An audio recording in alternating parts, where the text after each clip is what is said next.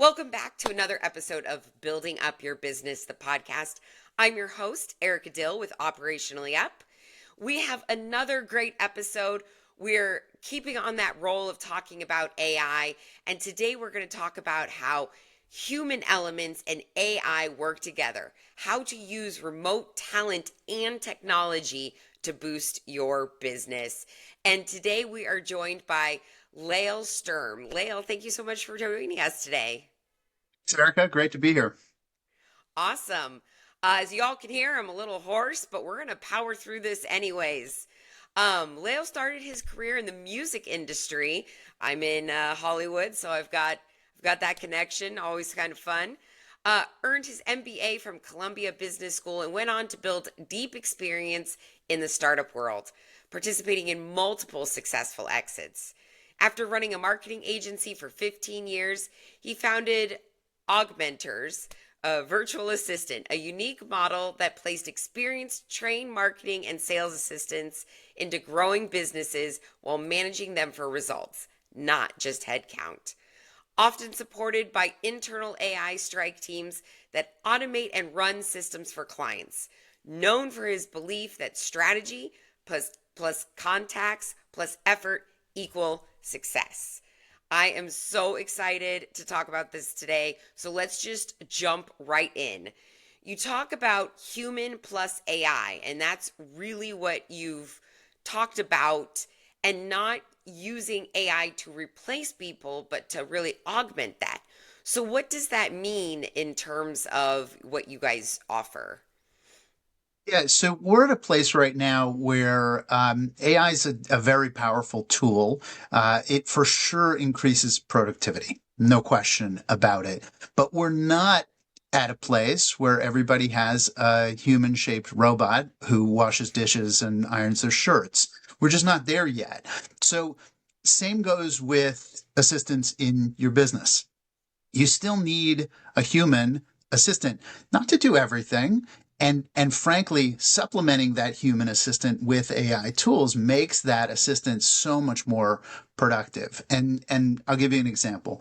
I use a human assistant to schedule my meetings. Other people use Calendly. Calendly, strictly speaking, isn't AI, but it's a tool and it's a technology that sort of changed the game on appointment setting and calendar management. Well, with Calendly, anybody can put their name anywhere on your calendar. You're sort of Yeah, at their mercy. And sure, there are tools within Calendly that you can use to screen people and make sure that they're qualified and they're not just, booking a sales appointment, 30 minutes of your time for them to sell you whatever it is they sell. With a human, um, I don't have to worry about that. Nobody gets on my calendar that doesn't want to get on my calendar. And the meetings aren't just confirmed. If there's any complexity, my human assistant can interact with the other human and figure out a good time. And it takes none of my time. So I have an sure. assistant who's doing that. Now, of course, we also use tools like Calendly. They're incredibly powerful. Hmm. But having a human there makes sure that my time is spent in a way that's going to be the most productive, that's going to be the most valuable for me growing my business. And that I'm not going to be sitting in meetings that I'm not supposed to be sitting in because I have a human who's actually paying attention. And her job is to make sure that my time is well spent. So, so that's just one example. We might get to a place in the not too distant future where you actually do have a robot that's going to do all of this stuff. But even then, somebody needs to program that robot. Somebody needs to make Sure. sure that the robot is doing the things effectively. Somebody needs to fine tune and adjust and update, and things change. And it's good to have a human who knows how to interact with the tools to increase productivity. Absolutely. I'm a user of Calendly, but one of the things that I don't do, and I think that that's kind of where you're going with this, is I don't just put it anywhere, so that I don't have random strangers booking time on my Right. calendar. And so I think that that's a risk that some people take. Um, and there is definitely appointments that I book personally because I'm like, I don't want to mess with this Right. getting messed up. So I think I that hybrid model I think is, where you're talking about kind of that being augmented. And you're talking about using remote talent with AI. What types of roles or things are best suited for using those remote skill set? Yeah. So, to just take a really broad swipe at it, anything that anybody else can do for you, you should not be doing yourself. So, one of the things we recommend our clients do is we hand out these little notebooks, and we say, hey, spend a week writing down every single thing you do. And at the end of that Mm, week, put a star next to anything that somebody else could have done instead of you. yeah, So, everything. So, right now I'd write down interview with Erica. Nobody else can do that, right? Like that's not right. something, but after this, I'm going to check my email and I might reply to a comment on social media and I might schedule lunch and I might, reconfirm that my flight is on time for the travel that I've got coming up. These are things that I could have an assistant do for me. So every business is a little bit different. So what you can offload is going to vary depending on what it is you're busy with. And also every person has different specialties. If you really like interacting with people, you're going to want to keep the people stuff and Right. offload the operational stuff, the stuff that requires you to, sort of get down and actually do the work. Everybody's shaped a little bit differently in terms of that. My team focuses on marketing and sales support. We do basic admin too, but really our specialty is marketing and sales support. So, for example, if you're posting for your business to social media and you need to reformat things because something for Instagram is not going to fit properly into LinkedIn, that could be a 10-minute job. It could be a 2-hour job, depending on, Yeah. on how different you need to make that thing. You shouldn't be doing that. You should have an assistant who's doing that and checking those socials and following up with the people that are interacting with your posts or commenting on your posts. That's all stuff that my team does. Prospecting, outreach, follow up, keeping your CRM up to date. These are all things that my team does to support our clients so that they can focus on the things that make them money and the things that they love doing. Well, and there's an exercise that I go through with my entrepreneurs where it's a Venn diagram. What are you good at? What do you like to do? And what does the business need? And where those all meet is the things that that business owner should be focusing on. And everything else we should outsource. So I love your example of making a list of everything that they do in a week because that totally goes hand in hand with the exercise that I like to do. So I might be borrowing that when I work with an entrepreneur. Absolutely. And I'll send you a box of notebooks that you can hand out. Oh, you're so kind. Thank you. So, when you're talking with businesses and you're, running through these exercises, what are the most common things? You talked about some of the social media things, but when you're talking about other marketing things, what are you seeing is the most common? Well, so really it's the sales tasks that are the most repetitive and also have really great automation tools. So if you've got a tool like HubSpot or Go High Level or some of the more advanced CRMs, CRMs, yeah. setting those things up and keeping them working is a massive time suck. Frankly, Mm, every single one of them is a black hole, and it'll take every available minute that you have. And even then, you might not be doing it right. So, what we see is a lot of clients that are investing heavily in expensive software that they don't really know how to use or they don't like to use or they're underutilizing. So we're placing people in there who can build out those automations using those tools, using the AI features, and then actually keep them running and keep them productive. So one of the things we did recently was we just built out a process in Go High Level where a client was running an ad campaign. The ads were leading to a form. The form was collecting contact data on their prospects. That information was going into a spreadsheet, and then they were having humans follow up on it. Well, great. Okay. Love that. I mean, that's a basic setup. What we sure. did was we built Go High Level out for them so that the leads were going right into their CRM, into Go High Level. Automated emails were being sent, were being triggered the minute somebody filled in a form. Follow up was being done automatically using those. And then as people responded or booked time, they were then getting followed up by a human. So we built this system that supplemented the human sales team in order to leverage this massive influx of leads that they were getting from the ads that they were paying for, instead of all of that going into a black hole and getting stale. Yeah, and that's great because for any entrepreneur that's been trying to run their own CRM, oh my gosh, just the upkeep alone and like talking about that Venn diagram, things that you hate to do, running your CRM is right at the top of my list. Yeah, yeah. So you're talking about using remote team members. So Mm. what are some of the benefits of using remote team members as opposed to using local team members?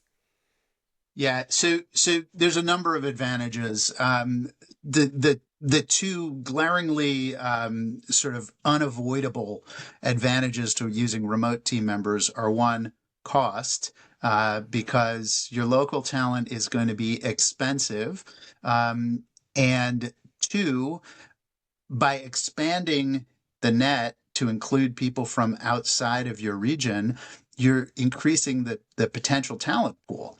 So instead of Hmm. being limited to people who have particular expertise that happen to live near you, you're looking at a massive population of people who have that expertise who live all over the world.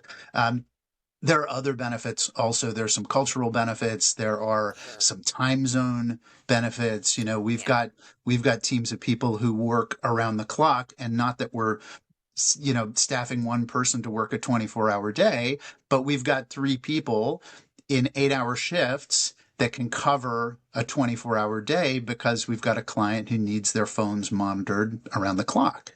So Sure. so time zone advantages are there as well. We've got other people who have overnight shifts. For example, I've got people who work on my team who work overnight. It's not overnight for them, it's daytime for them. But I go to bed, or I log off to have dinner with my family. They continue working. And then when I log back in the morning, a whole pile of work is done and ready to It's go. done. Yeah. That's great. And I think that's really, the way of the future. We really are a global economy, and there's so much benefit to really tapping in to those resources globally. And I love that example of, being able to work 24 hours a day. I was surprised. I recently had an experience with a bank, and I was overseas and I was trying to get a hold of the bank, and they're like, oh no, we're open 24 hours. And I was like, oh my gosh, I wish more people were, because here I am in China trying to get a Right. hold of somebody at, 4 p.m. my time. And of course, the traditional hours were over, but the level of customer service that you can offer by having 24 hours is great. For So sure. there's a lot of people who I know still have that traditional mindset of I need to physically touch that person. I Mm. have to have them here. I've tried using remote team members. I've tried using international team members, and it just didn't work out. What are usually the things that went wrong in those situations? Yeah, so we see that a lot. I mean, almost every conversation includes, I tried this, it didn't work. Yeah. Um, Typically, it comes down to a couple things. One is people don't account for how much time it takes to hire directly. So, just Mm, to set some context, we're an agency. We do all of the recruiting, all the screening, all the onboarding, and then we actually stay on and manage the people over time. If you've hired remote directly, you have to do all of that for yourself. So, interviewing people, screening them, making sure they're qualified, training them, onboarding them, keeping them productive. That takes time. This is not a set it and forget it kind of thing. You can't just snap your fingers and all of a sudden you plug in the perfect person who's perfectly qualified and is doing great work. It's the same as hiring locally. You have to put in the time and the energy to actually get the right person doing the right thing. So I think a lot of people underestimate that. And then the other thing is communication. So communication is key. Our most successful clients have daily 15-minute stand up meetings with their remote team. So every day for 15 minutes, either at the start of their day or at the end of their day, depending on how the time zones line up, they get on a Zoom call and they just spend a few minutes. How are you doing? What's going on? What are you working on? Where are you stuck? How can I help you be more productive? What don't you understand? What do you need clarification on? What's next on your list? Just connecting with the person. 15 minutes every single day. And if you allocate that time, it really pays massive dividends in terms of how much time it opens up for you. Um, and I'm reminded of a saying. People who meditate often say, "Hey, you should meditate. You should meditate 30 minutes a day." And the response is, "Well, I don't have time to meditate thirty minutes a day." And they say, "Then you should meditate an hour a day." Right? Yeah. Because you have to put in the work to actually get the result. So the same with assistance. If you're putting in 15 minutes a day in communication and using real-time communication tools like Slack, Yep. or the Microsoft equivalent or the Google equivalent, you're connecting, you're making sure that everybody is in touch. When there's a problem, you know about it right away. You're not waiting until, hours later or the next day or the next cycle or whatever. Communication is key, and that makes all the difference. Well, and I think the other thing of where I see people kind of go wrong and why they don't really trust or connect with remote team members is that they fail to treat them like actual team members. Like if you had a real team member sitting next to you, you would have more conversations with them. Hey, what's going on? Hey, I saw this thing the other day and it needs a little bit of tweaking. They don't have that. And like you're saying, using Slack and communication channels like that, being able to ping them regularly, ask them about status of things, ask them about how they're progressing with different projects. I feel like because they're remote, people are just forgetting about them and aren't treating them like an actual employee. And that's where I've seen a lot of those relationships fail. Yeah, I think that's right. I'll also say that collaboration is key, and collaboration has to go both ways. If you were sitting in an office with somebody, somebody might say, "Hey, I discovered this interesting tool," and actually bringing it back to AI, we see a lot of AI tools that the average business person never encounters Mm-hmm. because we're solving specific problems. And if the business person is up here at the strategy level and they're not down here at the tactical or execution level, they might not know about tools and techniques and features that we're exposed to. So actually collaborating with your assistant and saying, "Hey, what have you seen that works to solve this particular problem? What did you use at your last job when this came up? Who do you know in your network that might have encountered something similar to this?" That sort of dialogue, that two-way street goes a real long way. And that's the other thing that I tend to think about, is that two-way street, right? So if I know people struggle with having that remote person giving that communication back to them.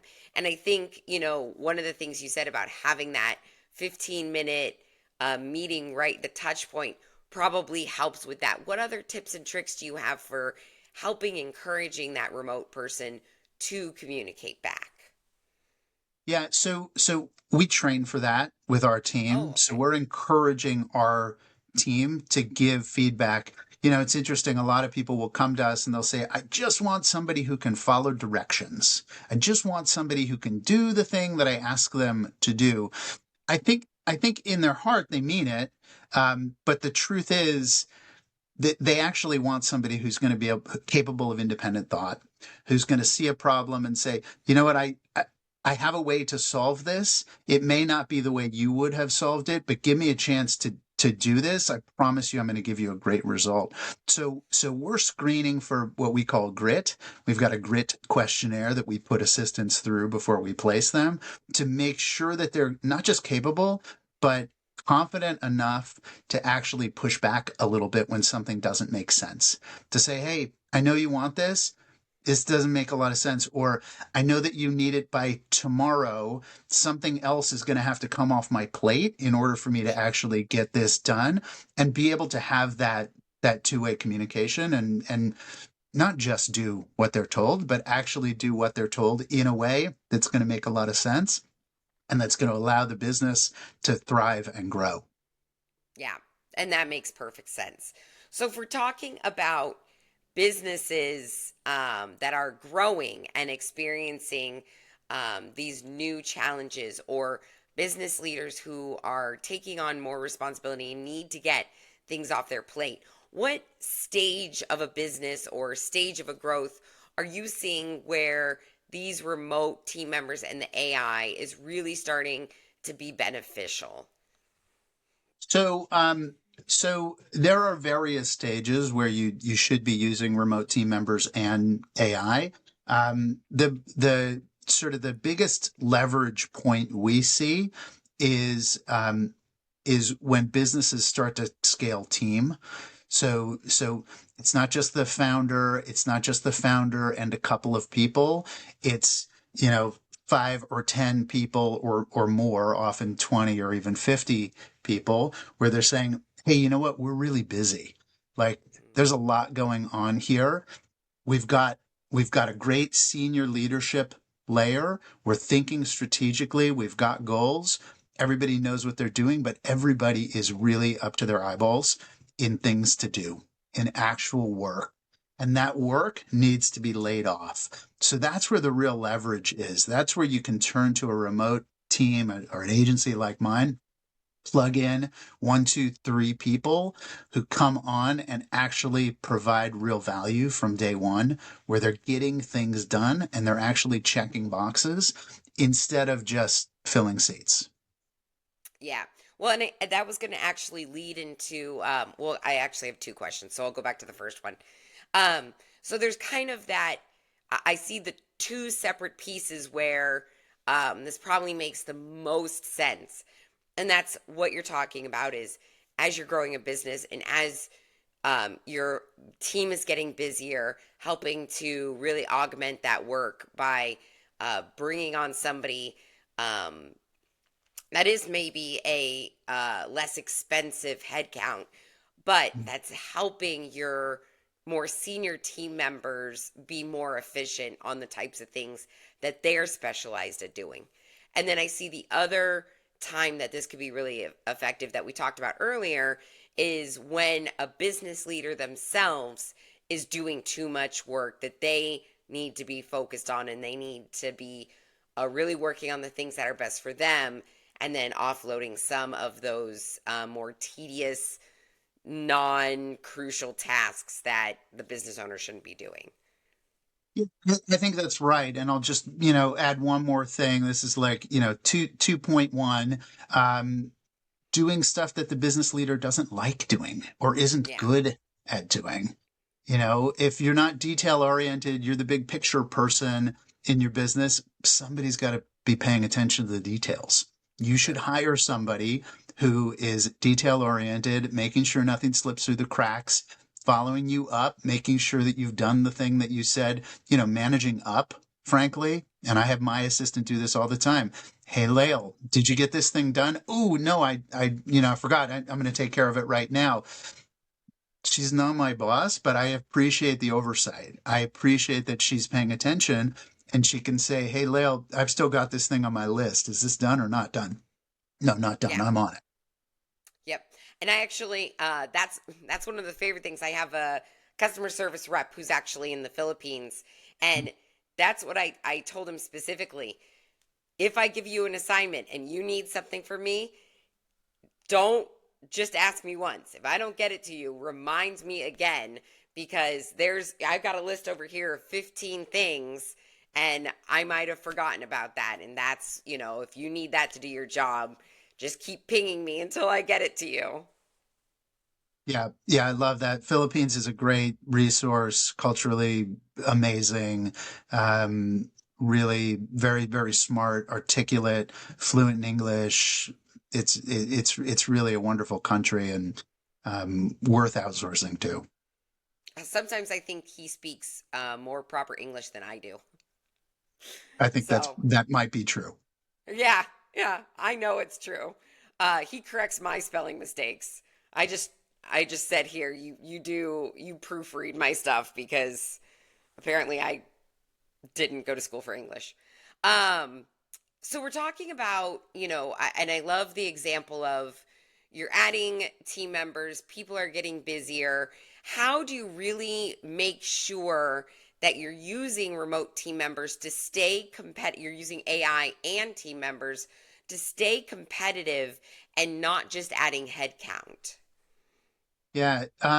So it becomes really, really clear very fast if you're just adding headcount. I mean, because that's an expense. So you should actually see that in in your bookkeeping. Um, in terms of adding value, you know, I have a great advantage, which is that we focus on marketing and marketing and sales is really easy to measure. It's Yeah. either working or it's not working. So if we add a person on your marketing team and all of a sudden, your inbound leads tick up by 10%, it's not a coincidence. It's because more work is getting done. It's because that marketing resource is having some success. Same with sales. If all of a sudden your conversion rate goes up because your salespeople are focused on closing and not focusing on prospecting, or the quality of your prospects coming in is greater, or all of a sudden you're actually making use of your sales tools, your CRM, for example, and people that had been kind of lingering in your pipeline for a long time are all of a sudden getting through to actually pay you money for the thing that you sell. Um, those are things that are really easy to measure. As far as measuring productivity using AI tools, um, I don't mean using the AI tools to measure the productivity, but increasing productivity with AI tools and measuring that. It's going to depend on the tools that you're using. For example, in the marketing realm, we use a video editing AI tool that increases the output of videos by 10x or more. So, in other Wow. words, it would take you a day to make a really good, well produced, finished looking video using raw footage, not actually shooting the footage, but taking the footage from the client and turning it into something that could be useful on social media, on YouTube. Um, we can do 10 of them in a day using this tool. So the output is exponentially larger than it would have been without the AI tools. And the fact that we have both the expertise and the exposure to the AI tools is a differentiator. You don't have to learn it all yourself. You don't have to discover it all yourself. We can add to your knowledge base simply by plugging a person in. Yeah, that's so crucial. I know that, I'm always looking for better AI tools and things to do, and having to do the research myself and find out what's new and what's out there and what can I be doing. It takes a lot of work, and it's a lot of time that I necessarily don't have, but I know I need Right. to be doing it to stay competitive. Yeah, I mean, how many times a week are you invited to some sort of AI educational, workshop or whatever? It's like, how many of those are you going to go to? I mean, seriously, Right. like that's not my business. You should not be spending too much time learning AI tools. You should know what's available and then hire somebody who knows how to use them, just like you would hire a plumber to come in and fix your leaky shower. You're not going to become an expert on plumbing because your shower is dripping. Right, right. No, I'm not. I'm just going to call someone. Yeah. So we're talking about, bringing in remote team members and augmenting using AI. What are the biggest mistakes that you see companies make when they're kind of working through this process and bringing on those resources? But well, there's a number of mistakes. Underestimating the time it takes to manage a person we talked about. Mm, Also, I would say that AI changes very, very quickly. mm, And if you invest all of your energy in becoming an expert at any one tool, another tool might come down the line tomorrow, or yeah. that tool might shift its functionality tomorrow. And all of a sudden, that time that you've invested in it is gone. So, so staying fresh, staying competitive, without getting too bogged down, that's critical. Yeah, especially at the rate programs are coming out. Yeah, I mean, it's like every day something new is getting better and you're constantly switching, which I think goes right. back to what we were talking about earlier is, staying on top of learning all these things is tedious, especially as new versions are coming out. Yeah, for sure. So, as we kind of wrap this up, if we're leaving founders and CEOs with one tip or trick that has to do with outsourcing to remote team members and augmenting with AI, what is that tip that you'd want to leave with them from today's conversation? Yeah, so this is broader than just AI or outsourcing. It's really don't be afraid to spend to get exactly what you want. So y- you know, working with a high-priced resource is going to yield better results than working with a low-priced resource. Frankly, sure, there are people that are going to try to steal your money or overcharge you or whatever, but for the most part, you know, pay for the thing that you want. Don't try to save money on on things that are going to make you money. Yeah. So those things should pay for themselves. So be prepared to invest in the things that are going to help you be successful and save money elsewhere. And I think that's a great point because one of the things that my mind goes to is opportunity cost.